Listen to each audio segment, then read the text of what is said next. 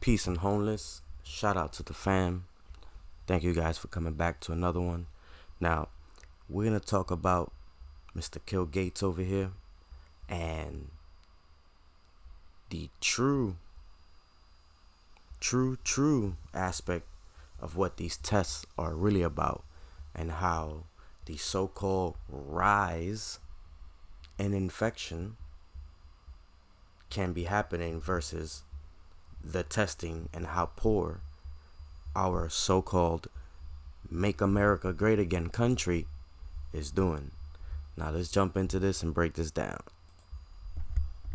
So if somebody, a space alien, came down and said, "Mr. Gates, you understand everything," um, how do you explain the fact that the richest country on Earth, that spends per capita maybe 2 to 3 times as much on healthcare as all the other rich countries in the world, seems to be kind of at the bottom of the pile of the advanced countries in the world in being able to handle this pandemic? What would be your answer? And remember this, Bill Gates funds all these health companies, all these vaccine companies. He's heavily invested in the medical world. So basically, he's talking about his own people, his own work. But the masses don't see that, right? You don't see the double-edged sword. You don't see the two heads on one snake body. But let's keep going. Well, it took a number of mistakes, and I wouldn't have predicted that we would do so poorly. Our Center for Disease Control is the best group of epidemiologists in the world. In fact, everyone relies on. We have the best in the world, but we're doing so poorly. We have the highest numbers in the world, but we're doing so poorly. On them. They're part of our polio eradication work. They're very embedded at WHO headquarters. They're very good, but a variety of early missteps by the U.S. And then the political atmosphere meant that we didn't get our testing going.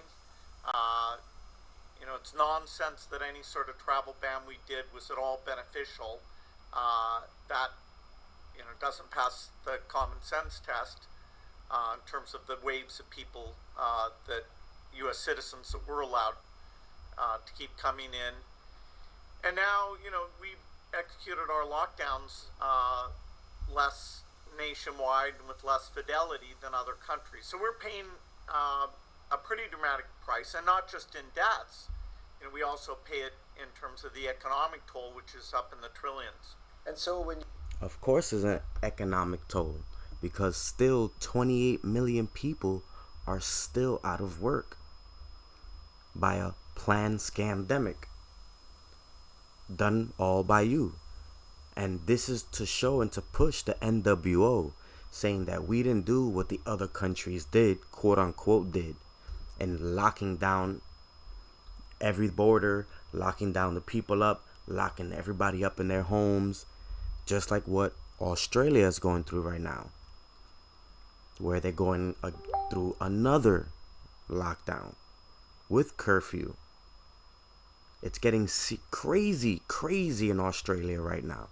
And that's what Bill Gates is trying to push, is that we didn't do what the other countries did, which is why we're quote unquote infection rates are high. But we're going to get more into why infection rates are high. you look at the charts, the United States and Europe suffered about the same kind of curve, upward climb of infections and deaths. And then the Europeans start to go down and US starts to go down. But then we start to climb up again. And around that time, I remember you coming on this. And remember, the entire world was following the WHO and CDC guidelines. Everybody. So I don't want to hear that, oh, some states were opening up. Yeah, and other countries too. They were doing the same thing. We all were doing the same thing. But why did our numbers go up? Think about that. Why did our numbers go up? Was it staged for it to go up? This program and saying the lockdown has to be national. The only way this works is if it's a real national lockdown. Otherwise, with border travel among states, it's not going to mean anything. Was that the crucial mistake, that you had that much variation? And isn't the problem that there were parts of the country that felt like they had no infection, they had no outbreak? Yeah, what's impressive is that Italy, France, Spain, who had a wave before us, managed, as they fell off, to keep even the parts of the country that hadn't had the intense epidemic from creating a second wave. And so it was pretty focal in all of those countries. And so if they'd fallen to the paradox that we did, which is that the regions that had had the least burden in the first wave were ripe for that second wave. So in the case of the United States, they opened up their bars, they didn't do much in the way of... Mind you, the second wave has been hitting, well, it started in the beginning of the quote-unquote summer, right? And it hit all the warm states. But we were told, and I put it on one of my videos, by the government themselves on a press conference, that the coronavirus does not last more than 1 minute to 1 minute and 30 seconds and when exposed to extreme sunlight or extreme heat. So how did all these states, quote unquote, go through the second wave and rise in numbers when the virus was supposed to be, quote unquote, killed by the sun? Were in masks, and so those areas became this second wave, not a rebound out of New York, New Jersey, but instead those regions. And so that's where Europe and the US are quite different. Our testing, of course, to this day, it's mind-blowing that because you can't get the federal government to improve the testing because they just want to say how great it is.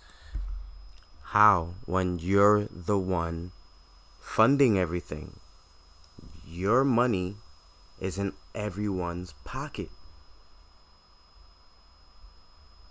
And of course, I've already shown the PCR test is bogus. I've said to them, look, have a CDC Did website. you see that? He's got to improve the pay testing because homage they just want to say how great to it his is. satanic creator. I've said to them, look, 3. have a CDC website that prioritizes who gets tested. That's trivial to do. They won't pay attention to that. I've said don't reimburse any test where the result goes back after 3 days. You're paying billions of dollars in this very inequitable way to get the most worthless test results of any country in the world. And you've created this insane... So how are the numbers rising? You hear this, right? Every day our numbers are spiking up like crazy. And he just said we're wasting money on these 3-day tests. So why are the numbers rising? They're giving you the information in plain sight. But that's not what goes on the media, right? That's not what's being publicized. What's being publicized is get tested, get tested, get tested, right? Incentive for the commercial guys to have long lines because you do not, you just want to waste government money. You pay as much for the late result as the timely result. No other country has the testing insanity because they won't talk about fixing it because they think they need to just keep acting like they've done a competent job. So this seems to me to be the critical systemic problem that we have. When you look at Germany, they use the period of the lockdown to then put in place a good testing regime. And that's what we did. When we went on lockdown, we put up makeshift hospitals, tents, soccer fields, football fields, stadiums, RV trucks, you name it. We had greens, beans. Now let me stop. But we had everything out there for you to go test it. And now we didn't have enough? The other countries had enough? This is why we're having poor testing? Come on, man. Which is rapid, which then has some tracing element, and we just have not been able to do this. Can you explain to people very simply why a test result that comes back to you 3 days later is almost worthless, because you're really just testing whether somebody has COVID that minute, that second, right? Listen to this, because that's very important. Because, again, the rise in numbers makes no sense. Every day we're just spiking up, spiking up, spiking up when these tests come back in 3 days. So how can you be positive? How can you be sure? Yeah, your period of infectiousness can start a couple days before you would feel the symptoms to seek out a test and extend to about 4 days after. That's almost all of your infectiousness. So the value of a test is that when you get that result that you're positive, that then you quarantine yourself and you don't infect members of your household or other people that you know. Is every day that goes by, that peak of infectiousness is going down, down, down, and so by the third day, the value is maybe 20% of a timely result. Now, very wealthy. So even on the third day of you having symptoms, listen to that. Even on the third day of you having symptoms, that test is still gonna come up bogus. Wow. But then they send you home with a positive test. Wow. Infectiousness is going down, down, down, and so by the third day, the value is maybe 20% of a timely result. 20%. Now, very wealthy people. 20%. 20%. Wow. Have access to these quick turnaround tests, or they get ahead in line. And only the wealthy can get the quick turnaround test, right? Wow. Again, Gates is just dropping them bombs on y'all necks. And they're getting more of those overall tests. And so, the one breakthrough we did, the foundation did get pushed through, is that instead of a health provider having to jam the swab to the super back of your nose, that you could just self-administer at the tip of your nose, and that's equally accurate and doesn't. So now that's equally accurate. Before they were jamming it up people's nose, and people were dying left and right and being hospitalized left and right. And that's another thing I want to bring up. Where are the death counts? What happened to everybody dying? Infection rates are going up. The vaccine's not here. We still don't have a treatment. So what's going on? Why aren't people dying? Risk infecting the other person, and it can speed up the activity. So at this point, what could be done to really substantially change the trajectory in the United States? Well, the trajectory over time will go down because, we're learning that there's some protection from earlier exposure to other coronaviruses, and that's helping drive the numbers down. There's natural infection, particularly the people who move around a lot. They're disproportionately infected, and once they recover, they're taken out of that transmission pool. It's called herd immunity, motherfucker. The fact that we get to be social, we get to spread our germs again and build up our immunity. And then the vaccine will come along. And that's the kicker. That's the kicker right there. And that's what they want. They want the vaccine. They're disproportionately infected, and once they recover, they're taken out of that transmission pool. And then the vaccine will come along, maybe towards the end of the year, certainly within the first half of 2021. And if the first vaccines that get chosen are good at transmission blocking, you'll very quickly get up where the multiplication rate, instead of being above 1. And is it supposed to be blocking transmissions or helping to suppress the symptoms? Transmission of what? What is it going to block? The transmission of your immune system to help fight off diseases? Wow. And growing exponentially will be below 1, and you'll have diving number of cases and just a few pockets left.